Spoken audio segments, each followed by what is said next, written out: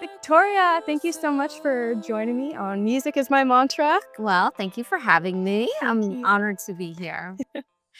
I first came across your work at, I think it was your opening show, I believe, Okay. at At Resin at Resin. in February of 2023. Yes. Okay. And my roommate and I don't know if I heard about it or we just like stumbled upon it, Mm-hmm. but I just remember thinking like, this is incredible. Like the vibes were immaculate. It was just your art is so colorful and vibrant, and there was a New Orleans style band, Yeah. and I was like, Huh? "This must be what heaven is like." Yes. Wow. Okay. So that was your first impression of me. I made a big impression there. It was awesome. That was not a small show. No, it was massive. There were like, People were out in the street. There were musicians on one of your painted pianos. yes, there were probably like over 500 people went to It that was show. massive. And it was the square footage of the show was massive. Yeah. So that was my first professional solo exhibition that you saw. And Amazing. you know, I'm kind of go big or go home, Like Yeah. we're not cutting corners. We're not like making ourselves small. We're gonna be the full expression I of. got a handkerchief with your signature on it that like So, I had a vision. Well, let me back up. So for that show in February of 2023, I I had been and still am volunteering at a wonderful educational organization called Indivisible Arts. Yeah. And we teach creativity and practical life schools to tools, practical life tools to children in an after school program and in schools for more challenged high school students.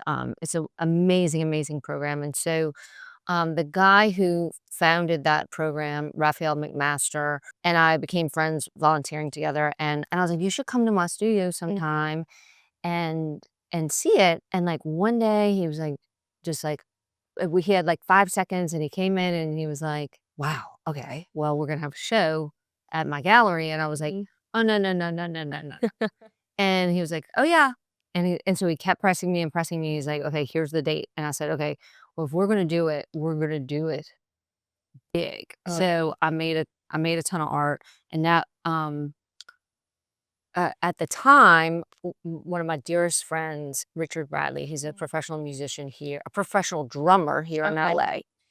He's worked with some like really famous people. He's amazing, a very talented musician, and he would come to my art studio and just hang out during the day because he's a professional musician, right? He has nothing lots of time during the day.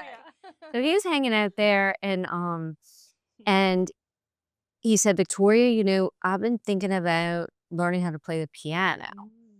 And this was sometime in 2022. And I said, he's like, "Would you consider getting a piano to put in your studio?" And I was like, "Hell yeah, I would." Actually have a very large studio in Venice. in it. Yeah. So I'm very lucky. So I had the space for it. And I was like, if you're going to play the piano for me while I paint, it sounds like the best idea ever. Right. Yeah. So, and he said, well, if I'm going to play the piano, you should paint the piano. And I was like, absolutely. If I paint the piano, though, we're going to put it in my February show, my first show, and you have to play it at the show. So this is like, I don't know, September, October of 20. He's got 6 months to learn how to play the piano. Okay. So he worked furiously. And we had a whole medley. You were there. I mean, we had Nate Amore, whose voice is amazing. And then we had a bunch of other performers too. Jess Francis. Oh, she's an amazing musician as well.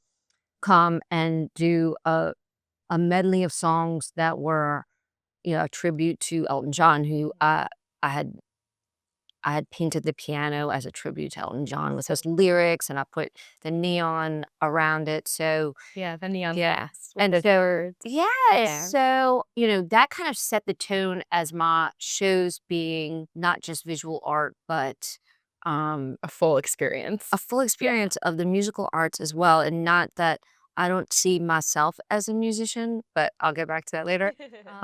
but music is also a way that I express myself, and so I collaborated with these musicians to put together this performance that was so moving and so touching and just such an experience. And then I'm from New Orleans, so after Nate and Richie performed together and all the it was Raphael Master, Erica Newman, Jess Francis. I'm probably forgetting somebody, but it was amazing. Then we, because I'm from New Orleans, we had a second line with a traditional brass band from New Orleans, and they were amazing. And I had just gone to New Orleans for the first time in November before that show, and so when they were there, I was just like, "No way." Like, I was already having such a good time, and yeah, that And we had little umbrellas and handkerchiefs and some New Orleans food. So it was I started with a bang. What can I say? So since then, a lot like all of my shows, my solo shows, have incorporated a piano that I've painted and music. And it's just been so magical. Jean-Michel Basquiat said, "Art is how we decorate space, and music is how we decorate time." Yeah. And so I like to decorate both, even if I don't have the tools musically. But you're curating, and it goes with your main form of art, Yeah, which is painting. yeah. But I will say that so Richie has come with me to all of my shows to perform, and Nate Amore has done a few of them, but we've also had some with just new singers or whoever. So we're sitting at this show in Miami, and Is that for Art Basel? this was a different show in February of last year. And I was sitting at this show, and it was kind of like a dead time. And he had to leave early, and I was like, "Richie, who's gonna play the piano tomorrow?" And he said, "Well, you are." And I was like, "I don't play the piano, Richie." He said, "Well," he's like, "there's nobody here right now. Let me just show you a few little things." And it was so fun. And I was like, "Okay, Richie, let's just review." I've owned 3 full grand pianos, and I've never thought about playing one ever myself. Yeah. And so then he started teaching me, and I mean, I can play a few songs. I still do not claim to be a musician. I'm finger painting right now, but That's amazing. but it was so fun. So you've been starting to learn and Yeah, I can play practice. like 4 or 5 songs. That's amazing. It's fun. It is fun. That is so cool. And if I practice more, Yeah. I would know more, but my teacher doesn't show up regularly for our lessons. Richie, no.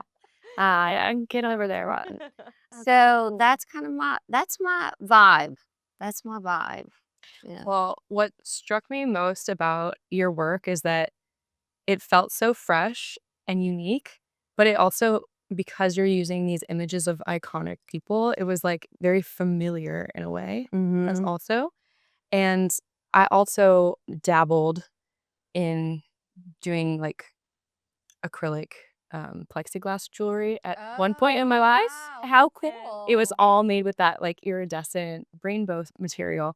And so I know you had like some trays, and a few of the pieces had this iridescent Yeah. Oh my gosh, I'm obsessed with iridescence. yeah, Who doesn't like that? it makes me so happy. It's just it feels so magical.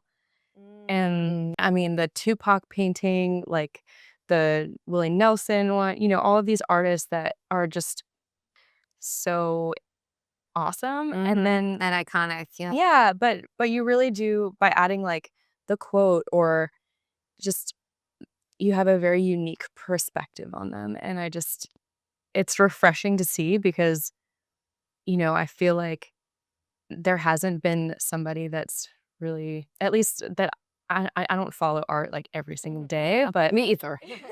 but like from like living in New York, I would go to lots of galleries and stuff, and I enjoy looking at different pieces, and yours just really stands out to me as being this like it's iconic, but it's timeless, but it's also like so fresh and pop, and doing it in your own style. So Oh, well, thank you. I mean, I'm a very nostalgic person, and I'm also trying to be very innovative. So I think my art is an attempt to marry the two. how did you start painting with the two-tone portrait style that you Well, I just moved here to LA. This is early 2018, and I was I had just read The Artist's Way. If you read So it, good. okay, Yeah. it's changed my life. It's like For why I'm everyone sitting here listening, right now. like, it's a Julia Cameron. must read. Okay, Yeah. so I started reading The Artist's Way, and so I was taking myself on my little artist dates, and I was exploring a lot of different creative modalities, right? Cool. She encourages you to do that. So Mhm. I wasn't like, oh, I'm gonna be a painter. I was doing all different kind of creative things. I bought a guitar and I was trying to learn how to play the guitar, and I was, sewing and Mhm. just a lot of things. So I brought myself on an artist date to the Broad Museum. And there I saw a painting by Mark Tansey. And Mark Tansey is a very famous painter who would paint landscapes, but in two colors. Oh. So he had this huge painting in the Broad Museum that was like a cobalt blue and white only, the Mhm. whole landscape. And I was like, it was like the light bulb went off, and I had been trying to paint portraits Yeah. in general, just like in my free time as a hobby. Mm. And I just couldn't make it look not like kind of like, I don't know, like so traditional. Like I wanted Yeah. it to be different. Mhm. So I said, well, let me go home and add. I had bought a camera and I was like delving into photography, and I was like, Mm. oh, I love photography. Maybe I'll be a photographer. Yeah. And so I had taken this picture of this musician actually, Burt Berger, up in Malibu. He was playing at the Old Place. I don't know if you've ever been there, but Mhm. he was a singer-songwriter that just had an acoustic guitar and would walk around at this vineyard and like play people's songs for a Right. couple of bucks. And I had taken this photograph of him, this just a black and white photograph, like really close up, really clear photo. And I was like, I'm gonna go paint that picture that I took of that musician. I'm just gonna do it in the blue and white. And I posted it to Instagram like before I even, like, this is so long ago. I probably had like 30 followers and got 3 likes. But the people who liked it were like, this is really cool. Yeah, Like, yeah. you should do more of this. So I was like, all right, I'm gonna keep trying it. So then Yeah. I was doing a lot of blue and white because I had been inspired by Mark Tansey. And then I kind of Mm. branched out from there. And now I'm covering every color in the rainbow, Yeah. combining them all and doing 2 and 3 colors, but keeping that closed palette. Sometimes less is more, and it Yeah. makes it very interesting Yeah. to simplify things Yeah. sometimes. It really makes it stand out.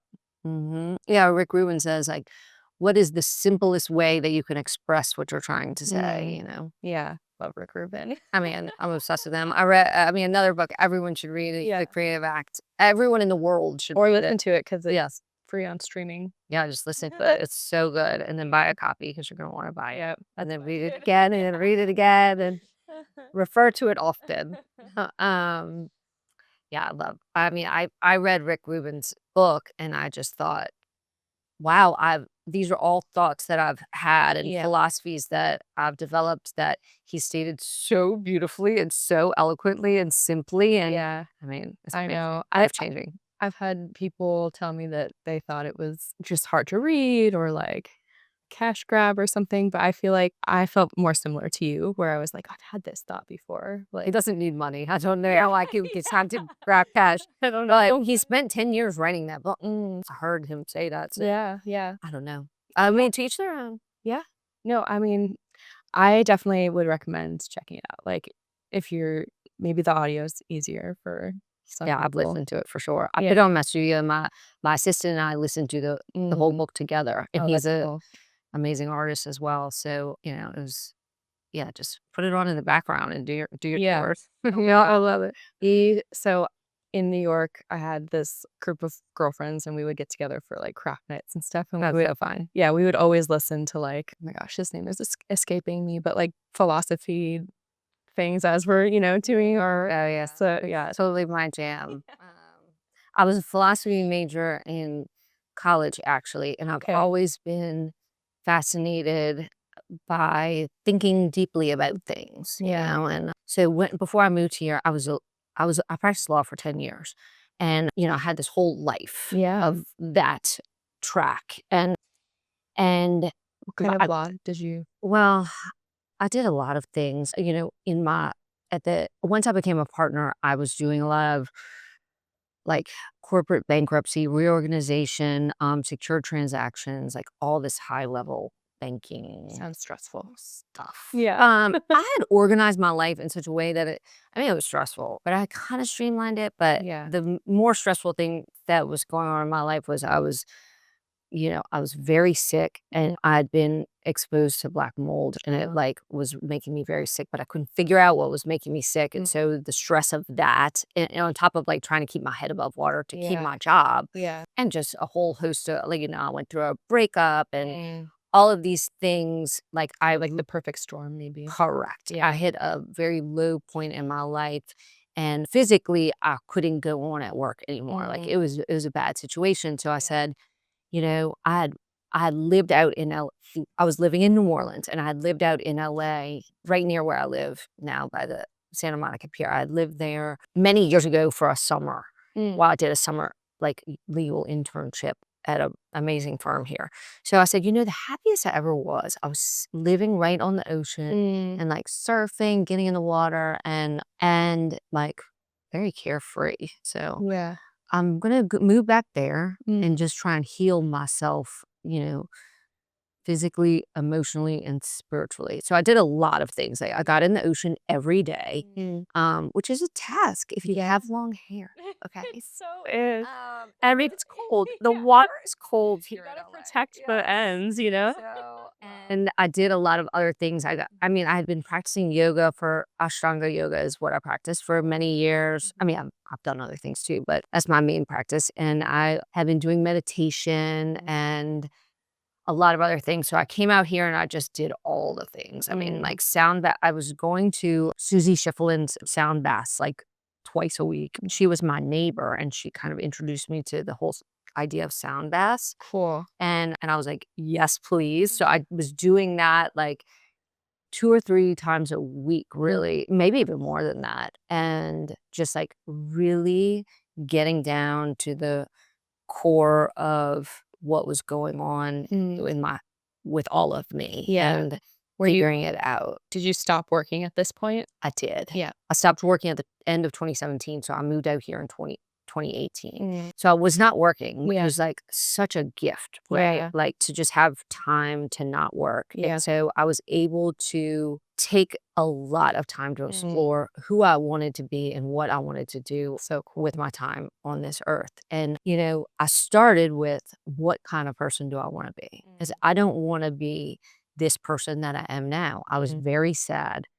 I was depressed. I was sick. I remember my mom sat me down once and she's like, Victoria, we're worried about you because you're surviving, but you are not thriving. And I was like, oh, wow, really? That's how you see me? Yeah. So I'm sure like that was, I mean, I'm just guessing, but you probably were at your work thriving, right, at that point? Yeah, I mean, I was very successful as a lawyer, but I felt like the The emotional, spiritual, right, physical. yes, all of that was taken that was in the back seat, right, for me to to build what I had built as a lawyer in my career. So it took a lot of courage to walk away from that and say, I don't know what I'm going to do next, but it's not going to be this. And so part of my healing was figuring out my personal philosophy.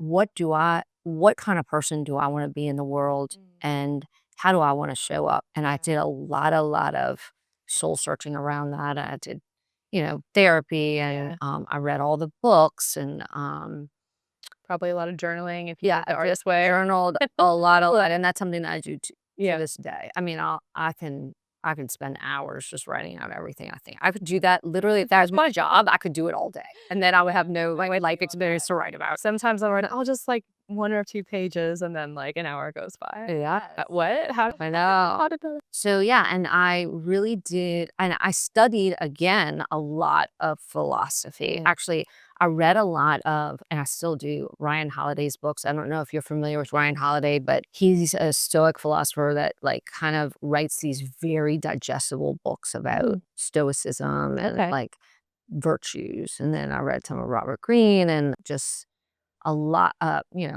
Nhat Hanh. Like there's so much around it that so many different directions to go in. So I did that and I kind of was like, okay, this is the type of person I'm going to be.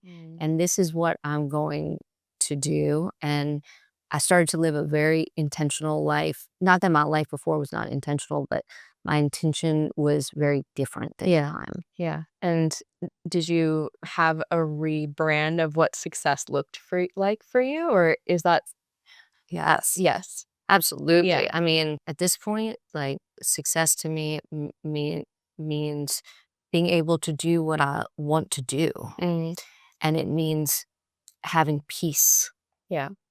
Because I think that people strive for money and luxury, Yeah. but what they are really yearning for is calm. Yeah. Because they think that money can get them calm Mhm. or peace Mhm. or that vacation to Cabo. Mhm. And so I had a lot of peace in my life, Yeah. which I'm so grateful for, and it's not by accident. It took a lot of work to get Yeah. there. And it's constant. It's work every day and keep the peace. Yeah. Now I don't live in the biggest house or, like drive the fanciest cars Yeah. or any of that, but I have that, which I think you can't put a price tag on. Yeah. Absolutely. Mhm.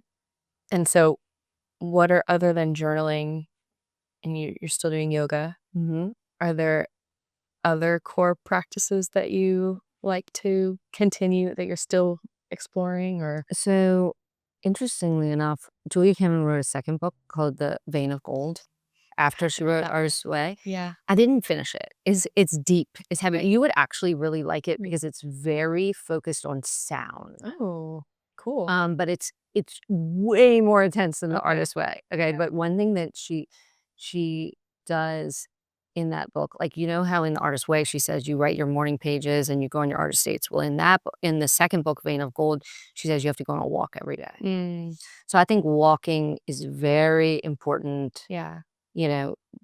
for so many reasons. So many ancient philosophers say that actually. If you walk, you can figure stuff out. So a lot of my friends know if you want to hang out with me, Yeah. I'm not really like big on like going to dinner or whatever, but I'm like, come walk my dogs with me. And I'll walk them for like an hour Yeah. at sunset. And I go watch the sunset every night and walk the dogs. So taking a walk is a big part of my That's awesome. mental and physical and spiritual health routine, I would say. So yeah, let's see what else do I think is very important. Y- Fur babies. oh my god, wow, they're I almost asked if you could bring them, but I wasn't sure if that would it would be insanity in here, but they are really they're so cute. they're a lot. Okay, but they are also the joy of my life. For those who don't know, I Yeah. have two-year-old French bulldogs who are brother and sister Andy Warhol and Edie Sedgwick, and They're so cute. yeah, and they have a lot of energy and lack of impulse control. So it keeps my life very interesting. And literally, they're so stinking cute that every moment I'm like, if I don't take a picture right now, it's a crime. Like how cute you're looking at me, and this is what I do all day long. So they're my sidekicks. They are my assistants in the studio. They're wonderful. I love seeing them come up on your Instagram feed. Well, yes, I know that people love it because those pictures are like 4,000 times more liked than anything else. But I do think that having a pet is just such a special way to feel connection and love. If you can, it's interesting because it's really an analogy for loving a person, right? It's like it's they give you so much unconditional love, but you have to. It's so much responsibility, Yeah. to give it back. So there are a lot, but I love them. If you would have asked me in the first 6 months, somebody would pass me and they'd be like, "Your dogs are so cute." I'd be like, "You want one? Please." They're just all over my walls right now. Oh my gosh. So no, but they are perfect angels sent from heaven. Absolutely, yes.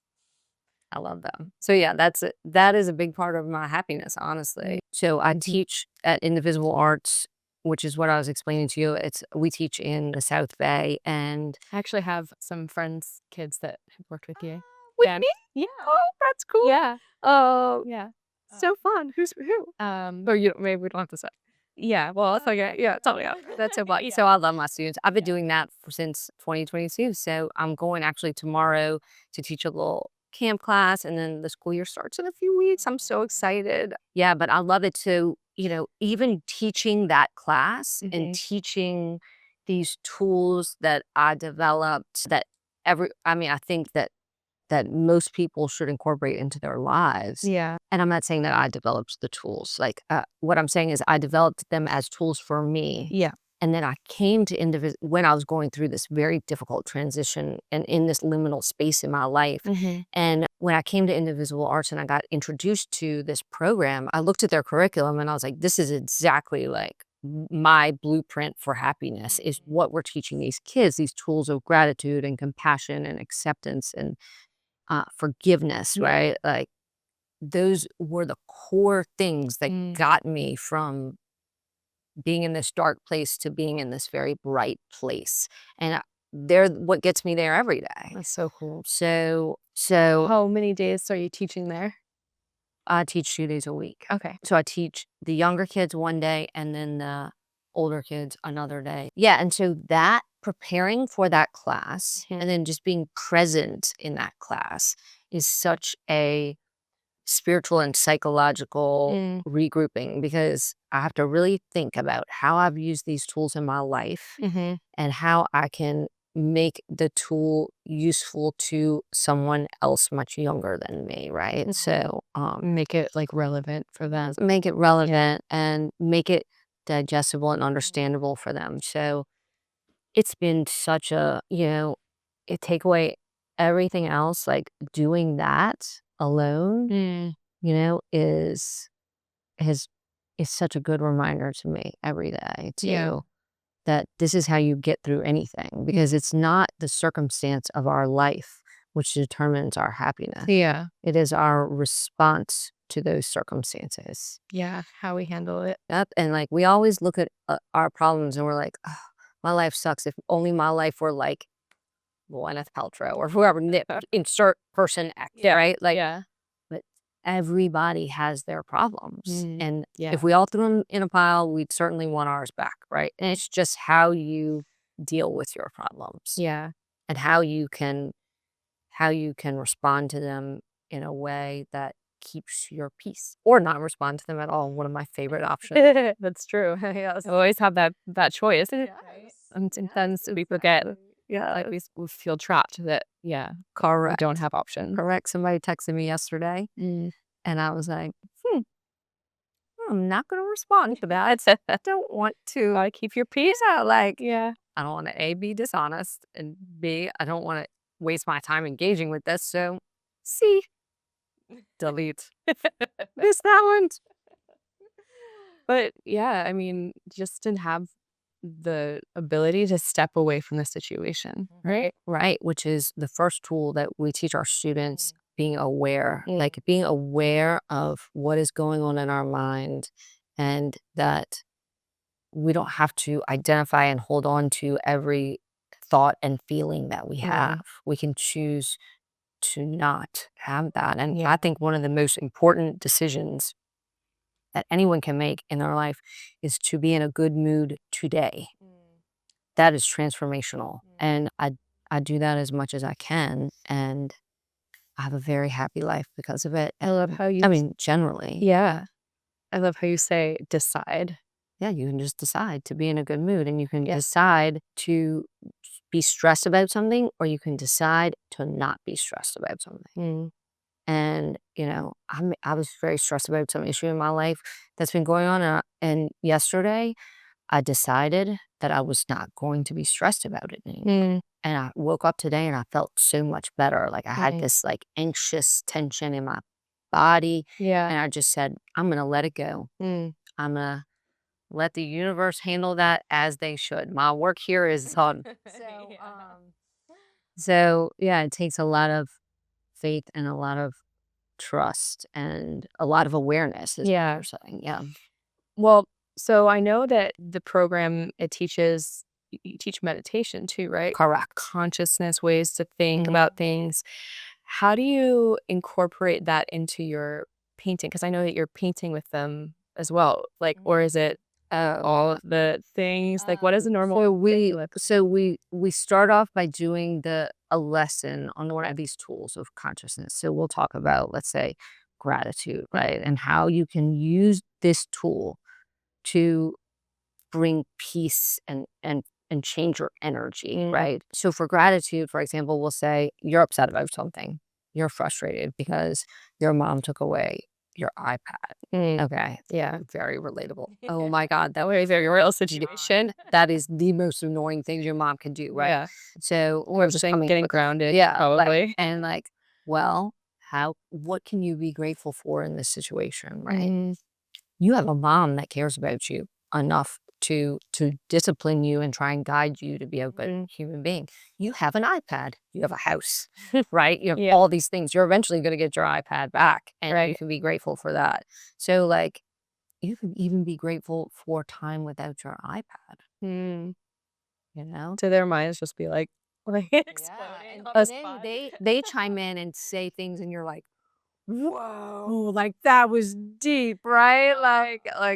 So the kids, it's amazing how their minds work, and they don't have the filter of older people to like fear of vulnerability, and they'll just say whatever it is, and it's really some profound stuff and very beautiful. So we'll do that for 30 minutes, and we'll do a meditation usually in that is intertwined in that part of the class. And we do also a lot of visualization. Cool. So we visualize intentions and things that we want to bring about in our life. And with the gratitude tool, for example, we're grateful for things in the future that do not exist yet, so that we are drawing them into our lives. And that is a very profound idea that, some of these really great psychological thinkers are putting out there. That, I'm like, where would my life be if at 9 years old somebody told me that, right? Totally. And in a way, we've been doing that with our whole life. Like, we set a goal and we're like, okay,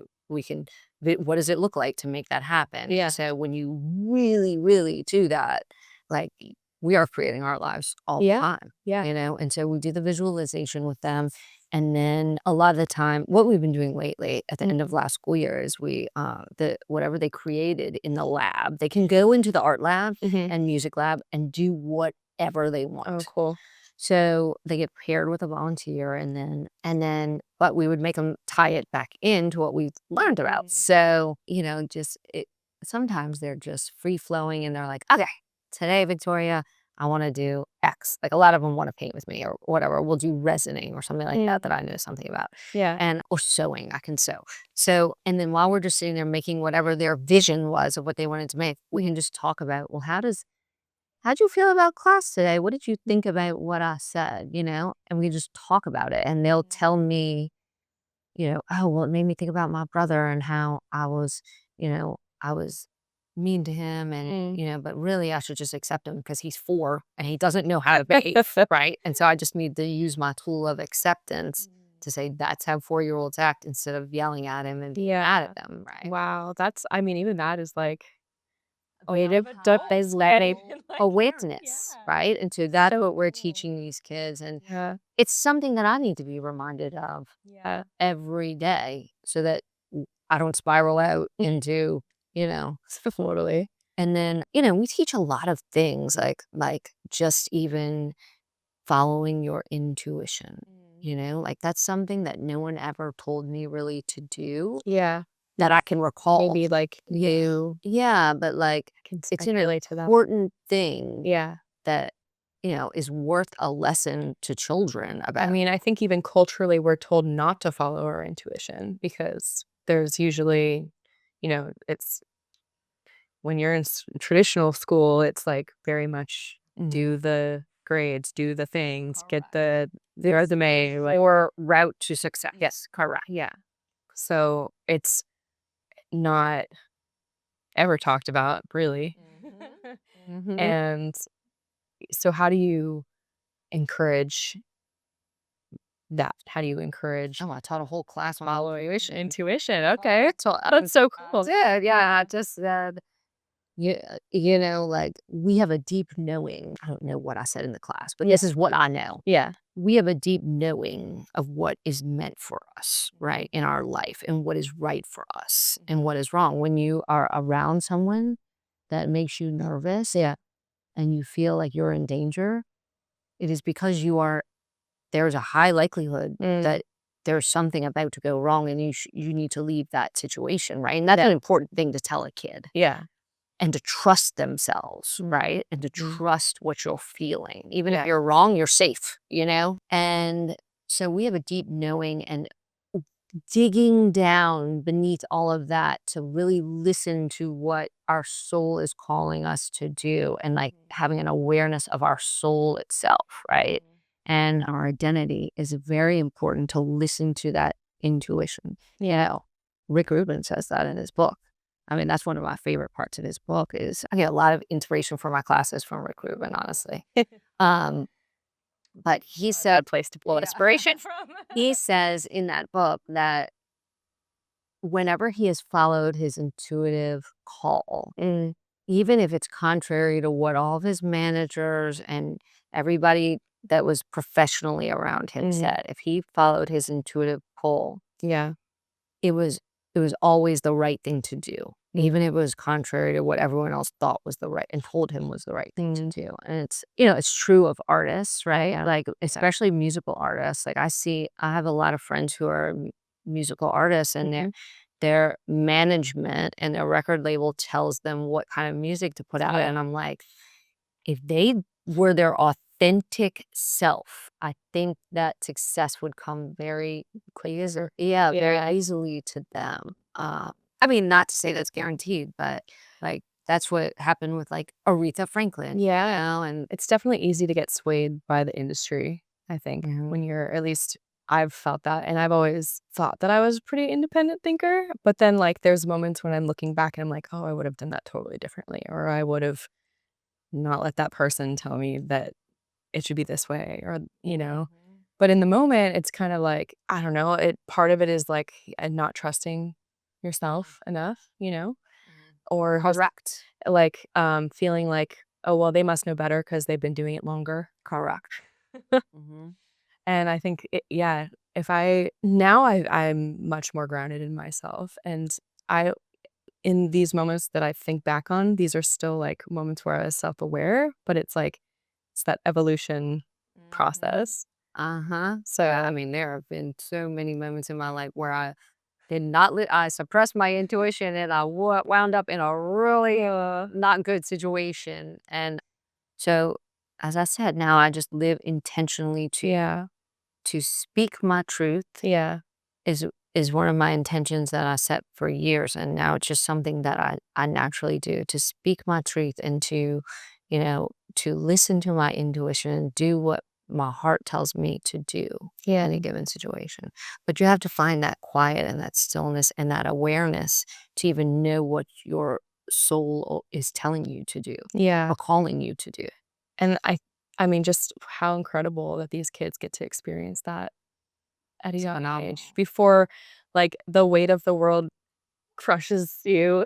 Yeah, it's really, really special. And then to get to go into this art and music lab and just express themselves so freely is also so healing, And Yeah. especially I see it in our high school students, how much they express through their, like writing poetry Yeah, and that's work. when I started writing songs, and it was for that exact Mm, reason. I didn't have anybody, so I was, like, working with or sharing, I would not tell anybody that I was writing songs. It was just, like, mhm, my own thing, but, like, to be witnessed in that space and to have mhm, that encouragement and that, mhm. like, safety Safety. to share. And someone to trust to explain why you painted this painting or why you wrote those words. Yeah.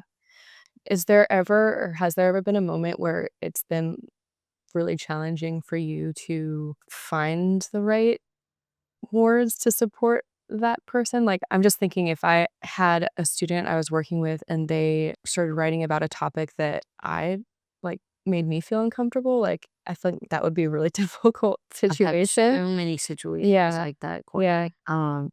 Well, one student painted a painting about how she was sexually assaulted.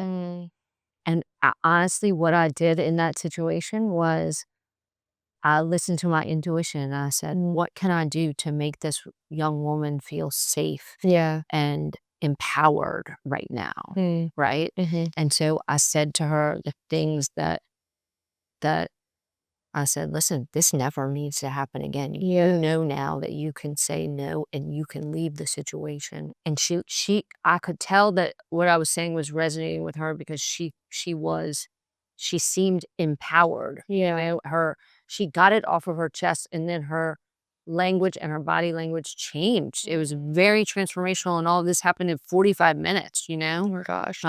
Just thinking about that makes me like so sad. Yeah. But like, uh, I mean, whatever you want to call it, there's a higher power Yeah. than us orchestrating all of this and everything we experience. And so that experience, made her a stronger person, and her encounter with me Yeah. and that made me a stronger person. Yes. Yeah. I helped her and she helped me. Mm. And so, yeah, I've been through, like, there's a lot of the teenage girls with boyfriend woes, or they have children of their own, or, there's a lot of that. And so it is, sometimes I am put on the spot, but, I'm like, big sis. Like, Yeah. like, you're not dating that guy? No. He said, what? Like, that's where my intuition, like, be cool. Yeah. Don't be mom-like. Yeah. Be like best friend. And then I'll tell them, what if your best friend was telling you this story? What would you advise your best friend to do? Yeah. I was like, your best friend's boyfriend did X, Y, and Z. Now what are you gonna do? And they're like, well, of course I would say this. And I'm like, all right, Yeah. write that down. Right. So yeah, so Yeah. it is such a gift to me. Yeah. That is, I feel so honored to be able to do that. And it's been summer and we haven't had class, and I miss it. I was in New Orleans recently, and I took my little niece, and I was like, she's 6. Oh, and I was like, we're going to talk about God. And I was like, you don't have to call it God. You can call it whatever you want. People call it all different things. There's this energy, this power that's higher than us, that gives us everything in our life, and that creates everything that you see. And she was fascinated, and I was like, I'm telling you this because I'm your godmother. And godmothers teach people about God. So I just needed it for myself, as a reminder. I said, so, we got to think of things to be grateful for. Yeah. What are you grateful for in your life? And I said what we should be grateful for. And then she chimed in. She's so cute. And she said, I'm grateful for all the plants in the world. And I said, me too. Yeah. Like, of course. Like, Yeah. they're beautiful. Yeah. And then she said, actually, I'm grateful for the whole world. And so it was just very special. And I was telling her, if we feel grateful, we can't feel sad or sad at the same time, So just if we lean into that and intentionally choose that feeling. So there you go. That was my class for the week. Thank you. So it starts back up this next month? So, or yeah, it started the last week of August. Okay. Yeah. So I'm Cool. super excited Yeah. about that. Yeah. Well, I have just like 2 questions left. Ask me, believe it or not, time is flying. Okay. Yeah. What are you? I've seen that you have some new photo experiments that you've been working on. Yeah. Those are awesome. So as I was telling you, when I was doing the artist way, I explored a lot of different creative expression modalities. And one of them was photography. And I had been interested in instant photography, and I've owned every kind of instant camera. I have a ton of them, and I literally have, I mean, if you counted them, I probably have 10,000 instant Polaroid Instax pictures in my life. Okay. Yeah. Literally, they're in bowls and drawers everywhere. So a few years ago, so I was deep into the photography, 2018, 2019, and I took one of my pictures that I had taken out in Joshua Tree, and I took it in Mexico, of this cactus. And I made this like Polaroid collage of 100 Polaroids. I took that one photograph and I divided it into like 100 Polaroids, and I made it into a collage. So you took like 100 individual photos? correct. Okay. So, well, it wasn't quite 100, but it's like right around there. Okay. I mean, I need over 100 pictures to make it. I know that because I mess up a lot. So I've been doing that, and I'm very close to manifesting a very cool collaboration that I'm going to do at the end of the year that is going to involve inspiration from the one and only Andy Warhol, who is a big Polaroid picture guy, and some of his prior work. I'm gonna do a collaboration with this amazing brand, hopefully. So that you will see more of the photography, and it's gonna be cool. And then I'm gonna incorporate some other aspects of my art that I just feel like I feel like I'm ready to expand. Like I feel like my brand and my aesthetic is recognizable, and now that I've established myself, Can and I branch can, out a little and I have the confidence to do that now. Yeah. So it's coming, Courtney. It's coming. Feel it. I mean, it's just crazy how I just feel like I've seen your work everywhere, like, well, so I work with the Surf Museum down in Hudson Beach, and so that was like, I was there for the show of the Duke Kind of, yeah. yeah, and I must have just missed you. Oh my Like, God. I got there towards the end of it, and I just, like, saw your piece, I was like, "Wait a second, I know that one," Oh my God. Which was in the National Geographic China this month. Did you see the whole spread on the Surf Museum? I don't think I have even seen it yet. Oh That's my so God. cool. Yeah, I'm like, amazing. so Congratulations. it's all in Chinese. I can't read it, but I could see the pictures of the Yeah. artwork there. Yeah. Oh, thank you. Yeah, they have some, like, wild people come through, and, because the surfing is all over the world, and so is art, and Yeah. Yes. And I've done a lot of surf related art, so it's super fun. Yeah. so cool.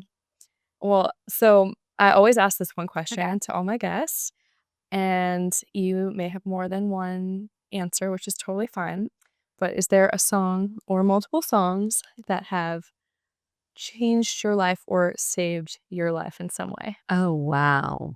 Um, I have a playlist of the best songs of all time that I really do. I'm gonna pull it out. Okay. You wait Yeah. out there. Okay. I'm gonna get it, and I'm gonna tell you Perfect. the top songs. God, I mean, I listen to music. If I'm not, I'll listen to music, or I'll listen to a book but I'm always listening to. Yeah.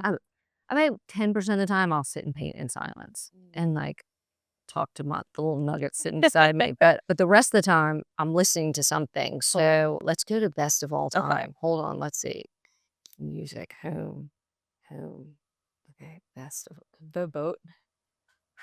Like the goat, but the boat. Oh yeah, Best. I guess it's Right here. For best of all time. Let's see, best of all time. Here it is. Okay, what's the best one? The boat playlist. Here we go. Okay, I mean, we should publish this for them. Yeah, I can link it below if you want. Okay. Wow. I can't ever pick just one song. Yeah. But ooh, there's so many. Maybe there is like a moment in time that you have a memory of one of these songs. I'll tell you what. Like sometimes I love Tyler Childers. Do you listen to this guy? I know his name, but I'm not familiar with his music. Somebody was like, "You'll like this guy. Listen to this song." And I'll listen to the song Lady May. Okay. It is the simplest little, he's a singer-songwriter. He is, I don't know what genre they even put him in. He's kind of country, bluegrassy. Okay. I listen to this song, and I think I listened to it every day for like 3 years. It's one of the most beautiful love songs I've ever seen. And it doesn't have any significance to me other than I hope somebody writes a song about me, like that one day. But let me see if there's another one like that. I hope you get that. Oh, I know you will get that love song one day. Yes. God, another one of my favorite songs that is Unchained Melody. Oh, by the Righteous Brother. Good song. When I always loved that song. I have one more. I bring up one. But when Richie and I sat down at the piano at that show in Miami that day, that's the song he taught me to play. Oh, wow. And so now I've played it like 1,000 times. I had to learn how to play it. And he'll come over and we'll sing it together. And it's such a sincere and pure expression of love. Yeah. And so I do love that song. And, coming full circle again. I love that you're singing it too. Yeah. I mean, I cannot sing, but I will sing that song. See, I believe everybody can sing. Everybody can sing, but to do it well takes practice, and I don't practice enough. The last show that I did the last solo show that I did was in September of last year in Santa Monica at Bergamot Station, and I painted a piano for that show of Paul McCartney. Now, Richie and I have to collaborate and we have to agree because he has to play all the songs. Right. So, and we went through the set list and we landed on Let It Be as one of the songs that we were going to play. So, and he also taught me to play it on the piano. So, and it occurred to me that when I was a young little girl, like 4 years old, I loved that song and I would sing it all the time. Like They bring you back. yeah. And my mother would be like, Victoria, you've got to let it be. You cannot sing this song anymore. I remember her saying that to me. And so anyway, to bring it back made me, number one, feel like a child. And it was like, it had all come full circle because it's a song about acceptance, right? Accepting things and not fighting things that you And like you cannot said change. earlier, deciding to let it go or let it be. Yeah.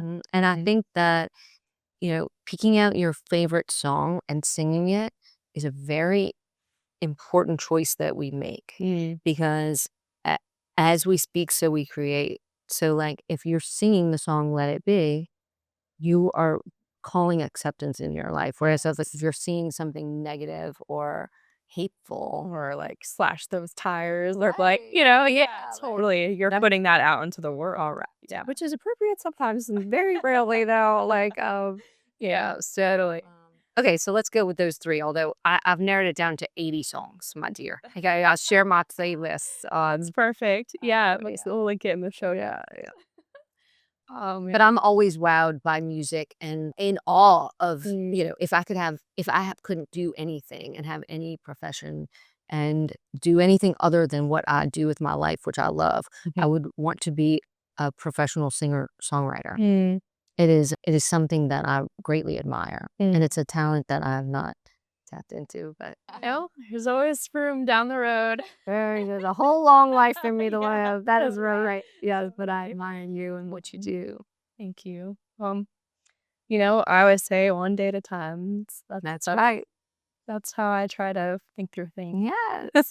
So, thank you so much. You've just shared so much wisdom with us today. Thank you for having me. Yeah, so I feel like I could talk to you here forever, but I try to keep it to an hour. So. Okay, great. Well, but maybe I can join you on one of your sunset walks or something. Please do. That would be so fun. We meet half an hour before sunset and we go. Perfect. All right. Sounds good. Thank you so much. Thank you. Thank you so much. And for all of our listeners, thank you for joining in on this amazing conversation. Definitely go check out Victoria's work on her Instagram, her website. Anything else that you want to promote? TikTok. I do all that, y'all. Victoria White Creates and VictoriaWhiteCreates.com. Awesome. And do you have any, I know you have like some smaller pieces from the show, but do you have any pieces that you sell directly on your website or are they all? Yes. Yeah. So, gosh, go check out the website. Just saying, if you haven't seen her work yet, it's incredible. And thanks. Yeah. I just know that like even bigger things are coming your way. Thank you. Absolutely. So, and if this episode helped you, inspired you in any way, please write us and let us know. Share it with a friend. And we'll see you next week on Music is My Mantra. Until then, stay healthy, wealthy, and wise.